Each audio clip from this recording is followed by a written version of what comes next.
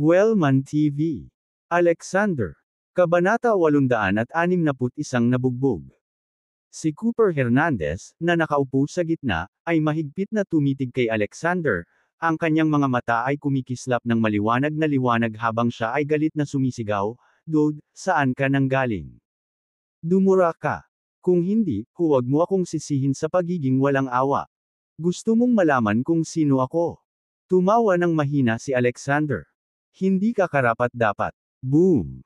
Lahat ng mga miyembro ng pamilya Hernandez doon ay nagalit sa sandaling binigkas ang mga pahayag na ito. Mayabang. Masyadong magarbo ang lalaking ito. Sinabi rin niya na ang pinuno ng kanilang pamilya ay hindi karapat-dapat na malaman ang kanyang pagkatao.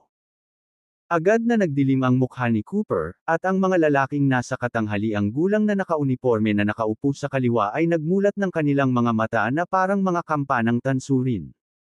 Nagpakita sila ng napakagandang palabas, na umaasang matatakot si Alexander nang walang laban. Wala silang ideya na maglalakas loob si Alexander na guluhin sila. Nanghihingi siya ng gulo. Bago nila siya pagsabihan, idinagdag ni Alexander, "Gusto kong bilhin ang miracle pill ng pamilya mo. Pangalanan mo ang presyo mo. Kung hindi ito masyadong mapangahas, maaari akong magpanggap na ang insidente ngayon ay hindi nangyari. Gusto mo bang pilitin akong bumili ng miracle pill ng pamilya ko?" Ngumisi si Cooper habang kumukuha ng bote ng jade mula sa kanyang dibdib. May eksaktong 2 miracle pill sa loob dito. Ang pera ay isang numero lamang sa akin. Kung talagang gusto mo ito, halika at kunin ito. Ikinaway ni Cooper ang bote ng jade sa kanyang palad sa sandaling nahulog ang kanyang mga salita, at ang mga opisyal ng pulisya at mga sundalo sa lahat ng panig ay sumugod sa gitna. Nakapagtatag sila ng proteksyon na bilog sa paligid ni Cooper at sa kanyang mga tauhan sa loob ng ilang segundo. Ito ay katulad ng pagsasabi kay Alexander na kung gusto niya ang magic na gamot, kailangan niyang lampasan ang hadlang na ito ng tao na binubuo ng mga pulis at sundalo. Sina Alexander at Diane ay dalawa lamang sa mahigit 10,000 tao na pawang armado, at si Cooper ay likas na kumpiyansa. Kahit na lumipad at lumubog sa lupa sina Alexander at Diane, hindi nila kayang makipagkompetensya sa napakaraming tao, hindi ba? Nang makita ito ni Alejandro at ng iba pa, pati na rin ang mga pasaherong dumating para panoorin ang kaguluhan sa mga taxi, lahat ay kinutya si Alexander. Masiglang umupo si Cooper sa kanyang upuan, at sinabing, "Dude, I advise you to take your woman and get lost. Kung hindi, sa utos ko, mabubutas kayong dalawa. Gayunpaman, bago ka umalis, dapat kang lumuhad at humingi ng tawad sa akin, at kailangan mo ring mangako na hindi na muling magnanasa sa miracle pill. Kung maglakas loob kang tumakas ng diretsyo, matabyunan ka rin ng mga butas." Natawa si Alexander sa halip na magalit nang marinig ang kanyang mga sinabi, "Matanda, nag-o-overthink ka. Just with these people, gusto mo akong takutin. Diane, please go." "Yes, Mr. Boss." Agad na naglakad si Diane patungo kay Cooper sa utos ni Alexander. Kumuyam ang ngipi ni Cooper at sinabing, "Kunin mo ang babaeng iyan." Oo. Halos 10,000 pulis at tropa ang nagtaas ng kanilang mga armas, lahat ay nakatutok sa kinaroroonan ni Diane. Magpapaputok na sana sila nang makarinig sila ng ilang muffled sound. Kabog, kabog. Ang mga pulutong ng mga sundalong pinakamalapit kay Diane ay pawang inilunsad sa himpapawid, bumangga sa kanilang mga kababayan sa likuran nila. Nang tangkaing hulihin ng iba si Diane, nanggotel ang mga anit nila at nag-goosebump sila. Dahil si Diane, nakaka-crosshair lang, ay biglang nawala. Anong nangyari sa babaeng yun? Nakatayo lang siya doon. Paano siya nawala? Nawala ba siya sa napakaraming baril na nakatutok sa kanya? Nagulat lahat ang mga sundalo. Kabanata 862 Nagtatago ng mga talento. Si Diane ay sadyang napakabilis na ang mga mata ng tipikal na tao ay hindi makasabay sa kanya. Tanging ang pinakamahusay na mga mandirigma mula sa Legion of Dawn ng Perez clan ang nakakita sa kanya. Sila ay maaari lamang mahuli ng isang sulyap sa kanya. Ang ideya ng pagtanggi kay Diane ay isang pantasya lamang. Bukod sa nahihigitan nila si Diane, ang mga mababang sundalong ito ay malamang na walang ibang kalamangan.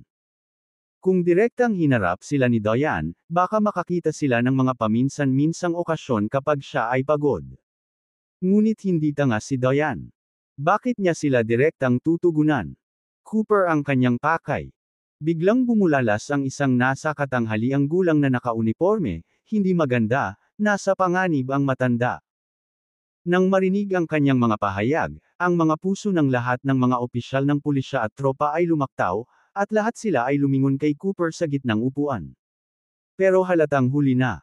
Si Diane, na nawala sa hangin, ay nakatayo sa harap ni Cooper, malamig na sinabi, "Ipinadala ako ng Dragon King upang kunin ang Miracle Pill."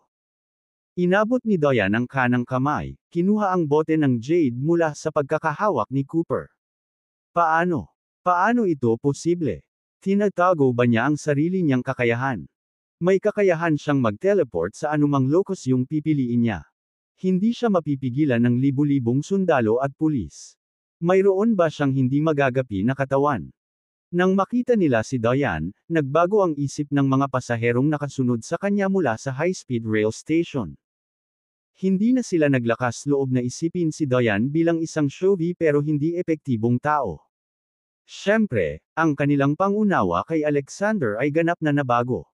Isa lamang sa kanyang mga tagasunod ang nagtataglay ng gayong nakakatakot na lakas. Kahit na walang kaalaman si Alexander sa martial arts, ang kanyang pagkakakilanlan ay kahit ano mula sa karaniwan. Kung si Diane ang gumawa ng hakbang na ginawa niya sa larangan ng digmaan, hindi ba't nangangahulugan iyon na maaari niyang kunin ang ulo ng pinuno ng kaaway sa gitna ng 1,000,000 sundalo? Kahit sinong squad na kasama niya ay magiging unbeatable ace team, di ba? Inakala nilang lahat na ang ganitong eksena ay lalabas lamang sa mga nobelang martial arts bago ngayon. Hindi nila akalain na may makakamit talaga nito sa totoong buhay. Gayunpaman, ang isang makapangyarihang individual ay handang tumukoy kay Alexander bilang kanyang amo. Siguradong nakakatakot ang tunay na pagkatao ni Alexander.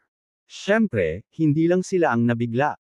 Ang mga miyembro ng pamilyang Hernandez ay lahat ay may nakakatakot na ekspresyon sa kanilang mga mukha. Lalo na si Cooper. Wala siyang ideya na makakalagpas si Diane sa linya ng depensa ng libu-libong pulis at sundalo sa 1 segundo at nakawin ang bote ng jade mula sa kanyang pagkakahawak. Patay na si Alexander kung ang utos niya ay uminom ng miracle drug sa halip na ang kanyang ulo. Biglang nabasa ng malamig na pawis ang likod ni Cooper habang iniisip ito. Lalong nagulat si Easton, na nakaupo sa kanan niya, si Alejandro, at iba pa. Ang mga aksyon ni Diane ay nalampasan ang kanilang pangunawa. Ang epekto ay sadyang napakalakas. Kumpiyansa na ibinalik ni Diane si Alexander sa ilalim ng kanilang nakatulala na titig. Eto na ang miracle pill na ni-request mo, boss. Saka inihatid ni Diane ang bote ng jade gamit ang dalawang kamay. Kinuha ni Alexander ang bote ng jade, binuksan ito, at sinipsip. Isang kakaibang aroma ang agad na tumama sa kanya. Nakikita niya ang higit sa 100 hindi pangkaraniwang mga therapeutic compound sa kanyang kaalaman sa medisina. Higit pa rito, nang ang amoy na ito ay tumagos sa kanyang puso at pali, naramdaman niya kaagad na muling nabuhayan, na parang inaalagaan ng mainit na tubig sa bukal. Ito ay hindi kapani-paniwalang nakaka-relax. Kabanata 863 masyadong kakaiba. Medyo effective itong miracle pill. Tumango si Alexander, pinanibago ang kanyang pananampalataya sa rehabilitasyon ni Val Erie. Inilapag ni Alexander ang bote ng jade at sinabi kay Cooper, "Dahil ayaw mong pangalanan ang isang presyo, kukunin ko na lang. Maaari kong ibalik ang dalawang magkapareho sa iyo sa ilang sandali." Nagdilim ang ekspresyon ng mga miyembro ng pamilya Hernandez nang marinig ang mga komento ni Alexander. Sa daan-daang taon, pinahahalagahan ng pamilya Hernandez ang mahimalang gamot. Ang pamilya Hernandez ay may walang kapantay na kalamangan sa anumang panahon salamat sa banal na gamot na ito. Hindi banggitin ang mga estranghero. Kahit si Cooper ay nag-aalangan na gamitin ito. Sinabi ngayon ni Alexander na kukunin niya ito at sinabi pa niyang ibabalik niya ang dalawang katulad nito mamaya. Gagawa ba siya ng kopya ng heirloom ng pamilya Hernandez? Kung nagyayabang lang si Alexander, isa lang iyon, pero hindi kaya malalagay sa alanganin ng tagumpay niya ang posisyon ng pamilya Hernandez. Hindi lamang niya ninakawan ang kanilang mahiwagang gamot sa buong pagtingin ng lahat, ngunit ginawa rin niya ang gayong pahayag. Wala siyang pakialam sa pamilya Hernandez at walang balak na hadlangan ang kanilang ruta tungo sa tagumpay. Si Cooper at ang iba pang miyembro ng pamilya Hernandez ay nagalit sa loob ng maikling minuto. Alexander, kahit na kumuha ka ng miracle pill, hindi ibig sabihin na mailabas mo ito ng buhay. Kumaibot ang ngipin ni Cooper at sinabi. Nang marinig ang kanyang mga pahayag, dalawang nakaunipormeng sundalo na malapit sa kanya ang gumawa ng mabilis na paggalaw. Whoosh! Sa isang iglap, itinaas ng lahat ng mga pulis at sundalo ang kanilang mga sandata at itinutok ang kanilang maitim na nguso kay Alexander at Diane. Halos 10,000 ripple ang bumuo ng lambat, na nakapalibot kay Alexander at Diane. Mabilis man sila, kung tamaan sila ng bala, magdudugo sila at masusugatan. Sumunod naman ang iba pero kahit gaano sila katigas, hindi nila nakayanan ang sunod-sunod na putok ng baril. Ibigay mo ang miracle pill at yumuko ka para humingi ng tawad sa akin, at hahayaan kitang umalis ng buhay. Kung hindi, maaari lamang kayong dalawa na isagawa ng paalang mula dito ngayon. Sabi ni Cooper na may malungkot na ekspresyon sa mukha. Cooper, sa tingin mo ba ikaw ang may kapangyarihan? Binigyan siya ni Alexander ng mapanuksong tingin bago tumalikod at naglakad palayo. Agad namang sinabayan ni Diane ang kanyang hakbang. Nanlalaki ang mga mata ni Cooper sa galit nang makitang hindi pa rin siya sineseryoso ni Alexander, at sumigaw siya, naghahanap ng kamatayan. Paputok ka agad. Patayin sila. Iklik, iklik, at muli. Pinaulanan ng libu-libong bala sina Alexander at Diane na parang landslide at tsunami. Whoosh! Whoosh! Whoosh! Ang tunog ng mga pagsabog ay napuno ng hangin, at si Cooper at ang iba pa ay nagsuot ng malungkot na ekspresyon.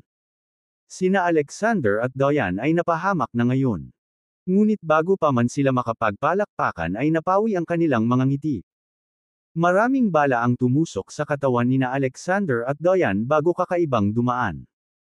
Si Alexander at Diane ay walang dugo, at hindi sila nasaktan. Kakaiba. Nakakabaliw yun. May biglang bumulalas, hindi maganda. Pagkatapos ay natuklasan ni Cooper na sina Alexander at Diane, na nakatayo, ay naglaho, tulad ni Diane ngayon. Diyan. Bulalas ng isang matalas na mata na miyembro ng pamilyang Hernandez. Lumingon ang lahat upang tumingin sa direksyon ng sigaw, para lamang makita na sina Alexander at Diane ay nakalusot na sa linya ng depensa ng humigit kumulang 10,000 tao at lumitaw 100 metro ang layo. At kung ano ang nakatayo sa lugar ngayon ay walang iba kundi ang kanilang mga after images, na iniwan ng kanilang hindi kapani-paniwalang bilis. Kabanata 864 na nahanap na ang kandidato. Ang mga opisyal ng pulisya at mga sundalo ay hindi nagkaroon ng oras upang baguhin ang kanilang landas o muling itutok ang kanilang mga armas bago si Alexander at Diane ay nawala muli sa manipis na hangin. Diyos ko! Sabi ng isa. Natakot ang lahat habang pinapanood ang eksenang ito, nanginginig ang mga paa. Ito ay masyadong nakakatakot. Nakatakas muli sina Alexander at Diane, kahit na napapalibutan sila ng humigit kumulang 10,000 armadong lalaki. Buhay pa ba sila? Higit pa rito, sa kanilang kabilisan, ang pagkuha ng buhay ng sinuman sa lugar ay kasing simple ng pag-agaw ng mga matatamis mula sa isang sanggol. Nang mapagtanto ito ng pamilya Hernandez, namutla ang kanilang mga mukha at pinagpawisan ang kanilang mga palad. Ang mga miyembro ng pamilyang Miller na naruroon ay mas natulala. Ang kanilang mga mukha ay puno ng hindi makapaniwala. Lalong-lalo na si Rhett, na ang buong likod ay basang-basa sa malamig na pawis. Diyos ko, na-provoke niya ang isang nakakatakot na individual para lang sa isang babae. Pagkatapos ng tila walang hanggan, sa wakas ay nagsalita ang isang miyembro ng pamilya Hernandez, bumaling sa kanyang lolo at sinabing, "Lolo, nakakatakot ang lalaking iyon, hindi ba? Hindi ba dapat hayaan na lang natin? Hayaan mo na." Ang lolo ay nagngangalit, ang kanyang mga ngipin at ang kanyang mga mata ay dumidilim. Imposible. Kami, ang pamilya Hernandez, ay nakakalap ng halos 10,000 pulis at sundalo, at hindi namin siya mapipigil. Hindi lang natin kayang bitawan ang ganyang kaaway. At saka, inagaw niya sa akin ang miracle pill ngayon, dahilan para mawala ng mukha ang pamilya namin. Kung wala tayong gagawin, hindi ba tayo tatawanan ng buong Clay City? Gayunpaman, ang kanyang mga kakayahan ay talagang nakakatakot. Nakatanggap si Alexander ng nag-aalalang sulyap mula sa isang miyembro ng pamilya. Napakamot ng babaang lolo, huminto, pagkatapos ay idinagdag, hindi pa kami nag-practice ng arts, kaya natural na nakakatakot ang mga kakayahan nila. Sa aking opinyon, mayroong higit sa 1 o 2 eksperto sa mundong ito na mas mahusay kaysa sa kanila. Lolo, may iniisip ka na ba? Nagniningning ang mga mata ng miyembro ng pamilya. Narinig mo na ba ang listahan ng mga maalamat na hayop sa Alvonia? Tanong ng lolo. Ang listahan ng mga maalamat na hayop. Narinig ko na ito ngunit hindi ko alam kung ano ito. Sumagot ng totoo ang miyembro ng pamilya. Ang iba pang miyembro ng pamilya Hernandez ay nakatingin din sa lolo na may pananabik. Bahagyang tumango ang lolo at nagsimula. Ang listahan ng mga maalamat na hayop sa Alvonia ay orihinal na isang listahan na itinakda ng mga tao para pumili ng mga martial arts masters. Gayunpaman, ang impluwensya nito ay lumago sa paglipas ng panahon, at ito ay unti-unting kinikilala ng mga opisyal, sa kalaunan ay naging pinakamakapangyarihang listahan sa Alvonia. Pagkatapos nito, ang listahan ng mga maalamat na hayop ay hinati-hati pa sa mga kategorya, na bumubuo sa mababang ranggo at mas mataas na ranggo. Ang mga nasa mababang ranggo ay pawang mga supreme killer, nag-iisang bayani. Ang mga napili para sa mas mataas na ranggo ay mas kapansin-pansin. Sila ay masters ng troop organization bilang karagdagan sa kanilang pambihirang martial arts. Kahit 1,000 tao lang ang ibigay sa kanila, kaya nilang gamitin ang kapangyarihan ng 10,000. Kahit ang huli sa listahan, kung ibibigay natin sa kanya ang mga pulis at sundalong ito, hindi mabubuhay sina Alexander at Diane ngayon. Lumiwanag sa tuwa ang mukha ng miyembro ng pamilya nang marinig ang sinabi ng lolo, "Lolo, so you're saying Alexander and Diane are not in the list of legendary beasts?" Siyempre, sabi ng lolo, hindi ko pa nakikita ang kanilang mga pangalan sa mas mababa o mas mataas na ranggo. Nagkataon, mayroon akong kaibigan na nakakakilala ng master sa higher rank ng list of legendary beasts.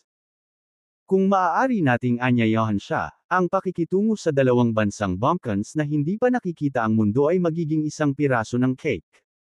Kabanata 865 Nagbalik ka. Ang mga salita ni Cooper ay parang isang shot ng adrenaline, na agad na pumasok sa puso ng mga miyembro ng pamilya Hernandez, pati na rin si Alejandro at iba pa. Kinabukasan, sa parlor ng pamilya Pierce sa Ruritania. Nagtipon ang mga agarang inapo ng pamilya Pierce. So, pumunta talaga si Alexander sa Hernandez family sa Clay City. Umiling si Emiliano, nanunuya ang mga mata. Si Alexander na mag-isang pumunta sa Clay City upang subukang kunin ang mahimalang gamot mula kay Cooper ay, sa kanilang opinyon, ay mapanganib gaya ng pagtanggal ng ngipin sa mga panga ng tigre. Dagdag pa ni Shirley, na umupo sa tabi niya, parang nagsisindi ng lampara sa cesspit. Humihingi siya ng kamatayan. Bagaman si Landon ay lubos na gumagalang sa kanya, ang pamilya Pearson at ang pamilyang Hernandez ay magkaibang mundo. Bukod pa rito, si Landon ay hindi pinaboran sa pamilyang Pearson bago namatay si Caspian. Ang kanyang saloobin ay hindi kumakatawan sa buong pamilya ng Pearson. Ang kagustuhang sapilitang bilhin ang heirloom na banal na gamot ng pamilya Hernandez ay isang hamon sa awtoridad ng buong pamilya Hernandez, hindi ba? Maniniwala ba talaga si Alexander na kaya niyang labanan ang buong pamilya Hernandez mag-isa? Hindi ito ang panahon ng martial arts novels kung saan ninakawan ang mayayaman para tulungan ang mahihirap at itaguyod ang hustisya. Sa ilang mga ninuno, ang pamilya Hernandez ay nag-ugat sa kabisera ng probinsya ng Clay City sa loob ng daan-daang taon at matagal nang nakapasok sa lahat ng larangan at mga departamento ng kapangyarihan. Ang sinumang maglakas loob na pukawin ang pamilya Hernandez ay malamang na maging sanhi ng panginginig ni Nerth. Sa kabila ng katotohanang brutal na sinupil ni Alexander Sinaret at London, hindi alam na mayroong isang young master na nagngangalang Alexander sa Nerth. Maaaring dumating lang si Alexander mula sa ibang lugar. Isa pa rin siyang dragon na tumatawid sa ilog mula nang sa ibang lugar siya nanggaling, gaano man siya kalakas. Matapang niyang hinahamon ang pamilya Hernandez na may matatag na pundasyon bago pa man niya maintindihan ang sitwasyon. Halos tiyak na magdadala siya ng kapahamakan sa kanyang sarili at pagkawasak ng hukuman. I think makakabalik si Alexander ng ligtas. Masungit na wika ni Val-Iri nang marinig ang mga pahayag ni na Emiliano at Shirley. Nakabalik ka ba ng matiwasay? Tinawanan siya ni Shirley at sinabing, sa tingin ko, kahit na makabalik siya, dadalhin siya pabalik bilang isang bangkay. Isang mahinang boses ang lumabas mula sa labas nang malapit nang mahulog ang mga salita ni Shirley. Isang bangkay. Talaga, gusto mo akong patayin? Nandoon si Alexander.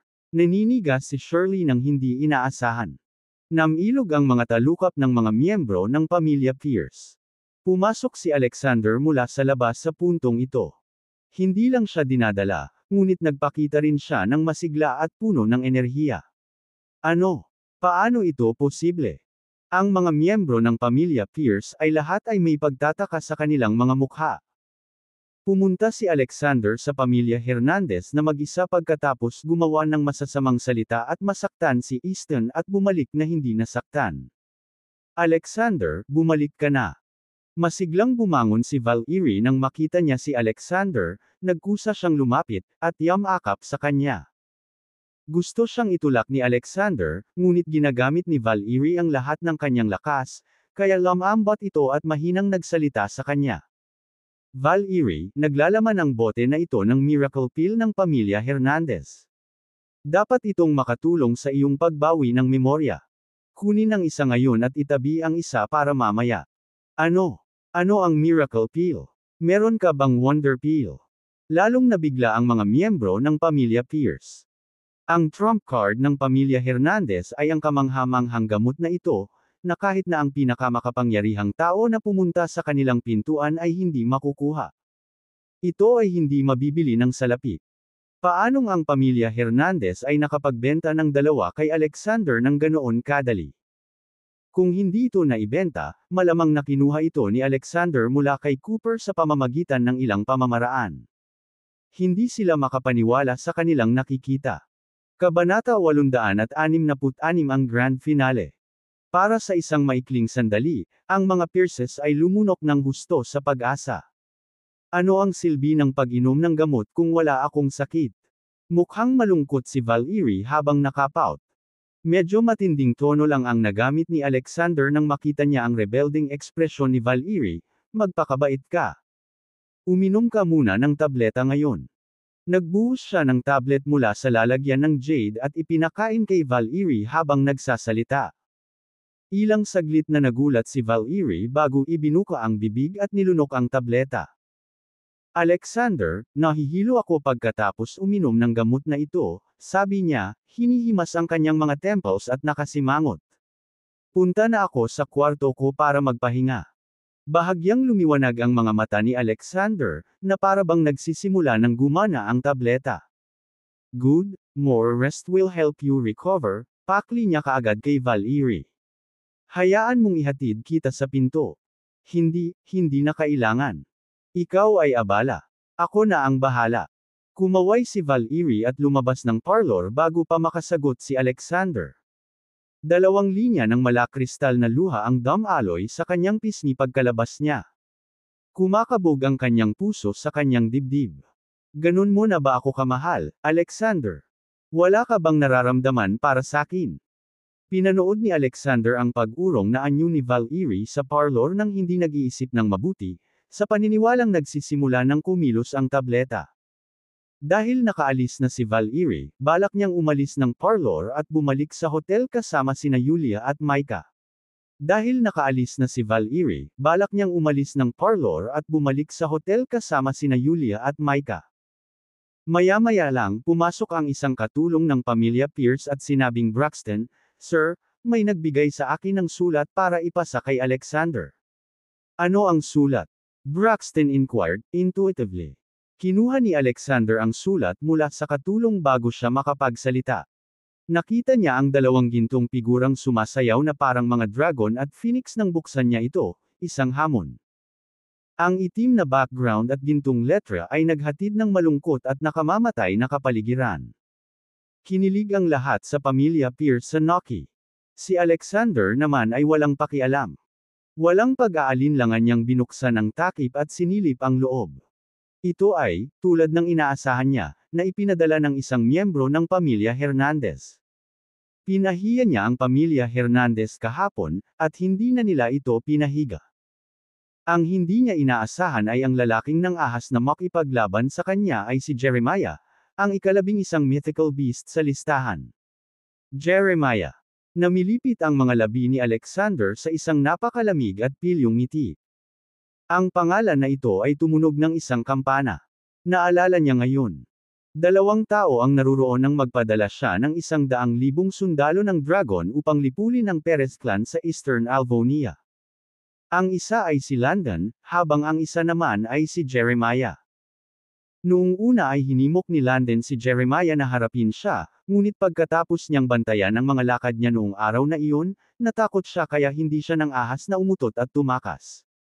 Hindi niya inasahan na siya ang taong kinomisyon ng pamilya Hernandez sa pagkakataong ito.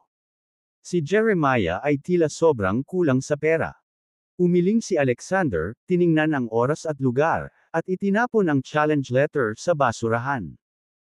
Pagkaalis ni Alexander, dali-daling kinuha ng mga Pierces ang challenge letter mula sa garbage bin. Pagkalipas ng 3 araw, sa tabi ng lawa ng Ruritania sa Ruritania, isang huling showdown. Nagningning ang mga mata ng mga Pierces. Napangiti silang lahat nang makita ang maalamat na master mula sa list of legendary beasts. Ang pamilya Hernandez ay nagalit, na nag-imbita ng isang master mula sa listahan ng mga maalamat na hayop ng personal. Selyado na ang kapalaran ni Alexander. Sa Ruritania, sa isang 5-star hotel room. Isang maliit na kulay rosas na bola ang tumakbo papunta kay Alexander nang buksan niya ang pinto. Niyakap ang kanyang binti at sumigaw, "Tay, sa wakas nakabalik ka na." Kabanata 867 Isang mahirap na tauhan. Kumalabog ang puso ni Alexander. Agad siyang tumingkayad, binuhat ang bata, at pinaulanan ng halik. Sa puntong ito, nagtanong si Yulia, "Mabuti na ba ang pakiramdam ni Tita Val-Iri?" Sabi ni Alexander habang nakikipaglaro kay Micah, "Kakabalik ko lang from Clay City and delivered the miracle pill to her." Mukhang nagsimula itong magtrabaho pagkatapos niyang uminom ng gamot. Kung iinuman niya ang natitira bukas, dapat ay halos gumaling na siya. Lalong gamaan ang pakiramdam ni Yulia matapos marinig ang sinabi ni Alexander. Si Val-Iri, kung tutuusin, ay napunta sa ganitong sitwasyon habang pinuprotektahan si Micah. Magiging guilty si Yulia sa natitirang bahagi ng kanyang buhay kung hindi na niya mababalik ang kanyang alaala. At saka, kapag bumalik na sa normal si Val-Iri saka lang niya mapipigilan ang pagkapit kay Alexander at babalik na sa normal ang buhay nila. Ito ay maaaring ituring na kanyang maliit na pagkamakasarili. Pero, pagdating sa pag-ibig, sino ba ang hindi makasarili? Kailan tayo makakabalik sa Sconvia City? Tanong ni Yulia. "Daddy, Mommy, and I want to go back to Sconvia City soon," sabi ni Micah bago pa makasagot si Alexander. Hindi masyadong masaya dito. Alam ni Alexander na naramdaman nina Yulia at Micah na hindi pinansin dahil sa posisyon ni Val-Iri, ngunit hindi niya nagawang makialam. Magiliw niyang hinaplos ang ulo ni Micah at humingi ng paumanhin, at idinagdag, "Baby, please tiisin mo si Mommy ng kaunti pa." Magiliw niyang hinaplos ang ulo ni Micah at humingi ng paumanhin, at idinagdag, "Baby, please tiisin mo si Mommy ng kaunti pa." Hindi pa lubusang nakaka-recover ang alaala ni Tita Val-Iri. At saka, may hapunan ako sa loob ng 3 araw, at may kailangan pa akong gawin pagkatapos nito. 3 araw na dapat niyang haharapin si Jeremiah, ngunit sa halip na seryosohin, Tinawag na lang niya itong pagkain para hindi magalit si Yulia. Higit pa rito, siya ay hihirangin na pinuno ng Mirth sa wala pang 10 araw. Dahil ang opisyal na apartment ng pinuno ay maginhawang matatagpuan sa Ruritania, pinili niyang tapusin ang mga formalidad bago bumalik sa Skanvaya City. Si Alexander ay nakatayo sa tabi ni Yulia at Micah sa sumunod na 2 araw, nagtatrabaho bilang kanilang full-time na bodyguard at credit card swiper. Si Valerie, sa kabilang banda, ay hindi lamang nakipag-ugnayan kay Alexander, ngunit tinanggihan din niya ang alok nito na bisitahin siya. Sa kabila ng kanyang pagkamausisa, napagpasyahan ni Alexander na gumagana ang himalang gamot at kailangan ni Valerie ng mas maraming oras upang ayusin ang kanyang mga nerbiyos sa utak. Dumating ang panahon upang harapin si Jeremias sa 3 araw. Ang balita ng List of Legendary Beasts Master na humahamon kay Alexander ay kumalat sa buong Ruritania sa loob lamang ng 3 araw. Alam mo ba na ang master ng List of Legendary Beasts ay lalaban kay Alexander ngayon? Siyempre gusto ko. At narinig ko na ang pamilya Hernandez mula sa Clay City ay kinakatawan ng master ng listahan ng mga maalamat na hayop. Hindi lamang ang Ruritania, ngunit ang buong Mirth ay walang alinlangan na puno ng balita. Ang pamilyang Hernandez ay kilala, at ang listahan ng mga maalamat na hayop, gaya ng natuklasan ko kamakailan, ay isang mabigat na pag-iral. Pero sino nga ba si Alexander? Paano niya hinikayat ang pamilya Hernandez na ipadala ang isa sa mga master mula sa listahan ng mga maalamat na hayop? May naguguluhan. Balita ko hindi siya ordinaryong tao. Siya ang may pananagutan sa kamakailang pagbabago ng pagmamay-ari ng Ruritania Building. Si Yulia, ang kanyang asawa, ang bagong may-ari ng Ruritania Building. Siya ay isang matigas na karakter para mabili ang Ruritania Building mula sa pamilyang Barlow sa mababang presyo.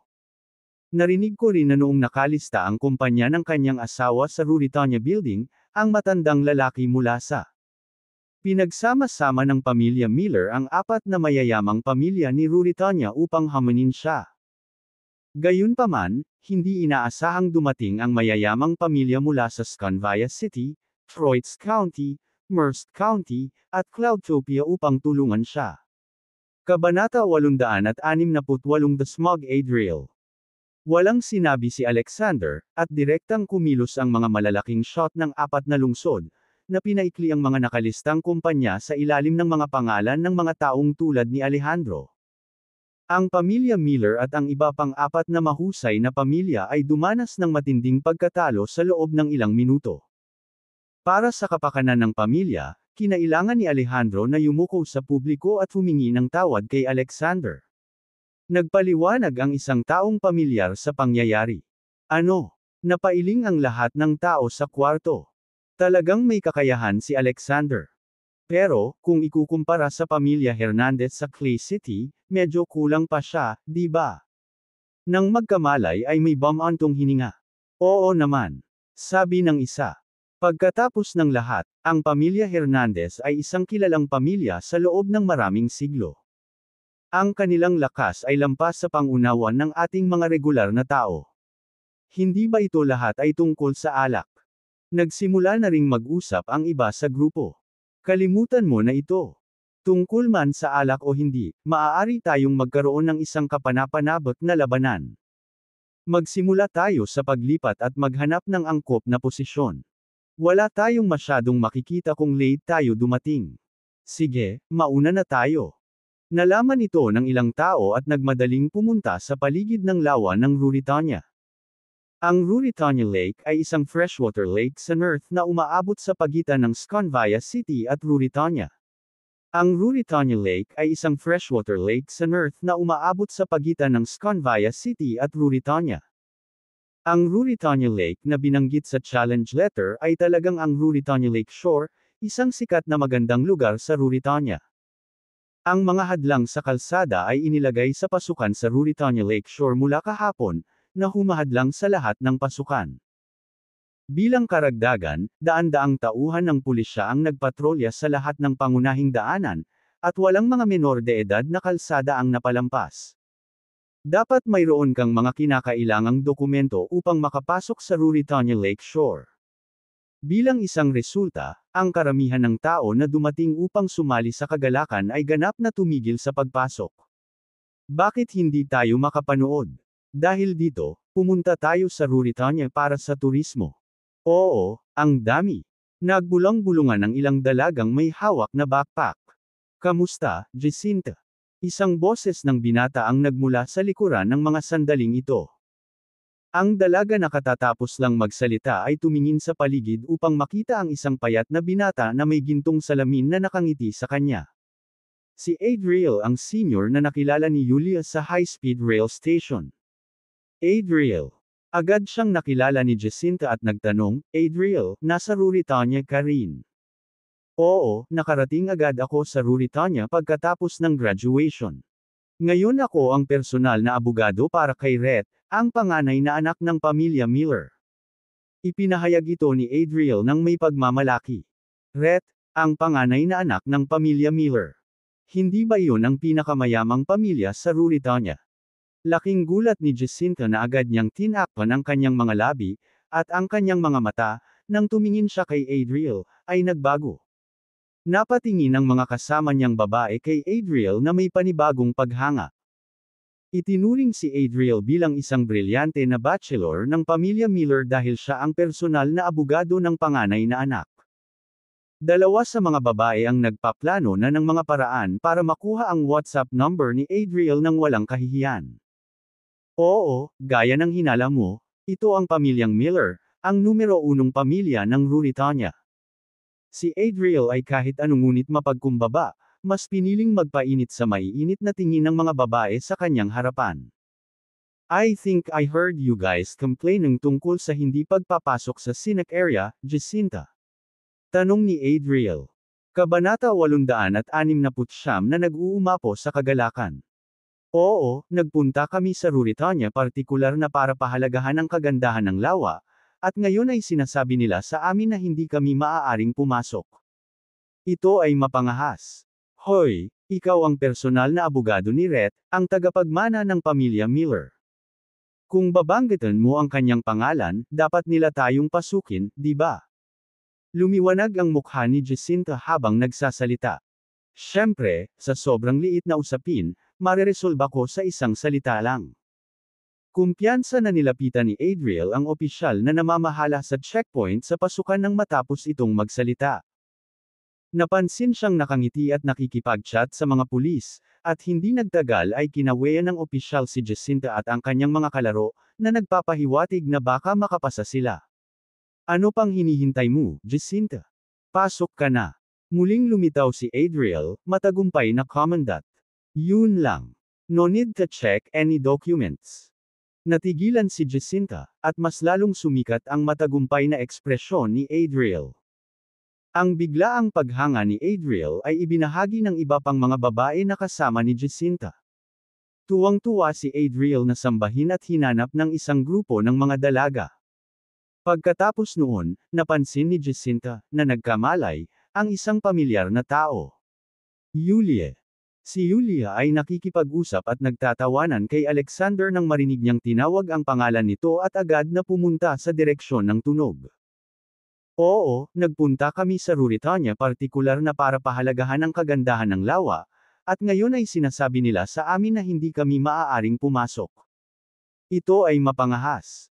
Lumiwanag ang mga mata niya nang makita ang mukha ni Jacinta, at mabilis niyang kinaladkad sina Alexander at Micah.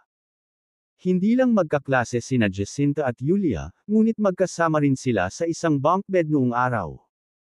Magkalapit silang magkapatid hanggang sa huminto si Julia sa pag-aaral, ngunit dahil sa isang aksidente, naputol ni Julia ang komunikasyon sa lahat. Hindi niya inaasahan na makikita niya si Jacinta pagkatapos ng 5 taon. Julia, ikaw pala. Natakot ako na mapagkamalan kitang iba. Malumanay na wika ni Jacinta habang hawak ang kamay ni Julia. Nag-mature ka at naging mas kaakit-akit sa loob ng 5 o 6 na taon mula noong huli tayong magkita, mas maganda pa kaysa noong tayo ay nasa kolehiyo. Julia, ito ba ang iyong asawa at anak? Nandito ka rin ba para bisitahin ang lawa?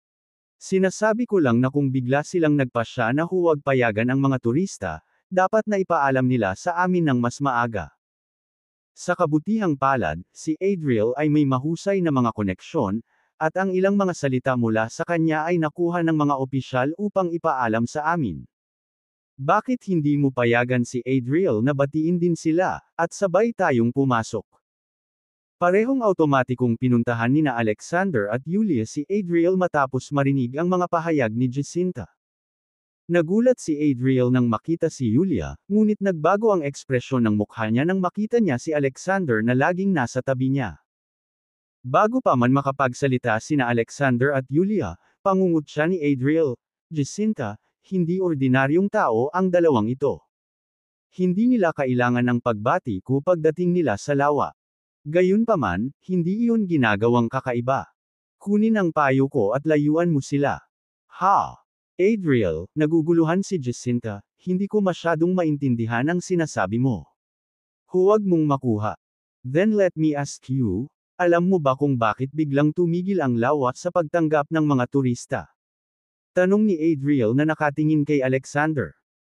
Sa daan dito, walang katiyakang sagot ni Jacinta, may binanggit ang taxi driver tungkol sa isang hamon na ibinigay ng pamilya Hernandez ng Clay City sa isang lalaking nagngangalang Alexander, at ang lokasyon ng kanilang tunggalian ay sa lawa.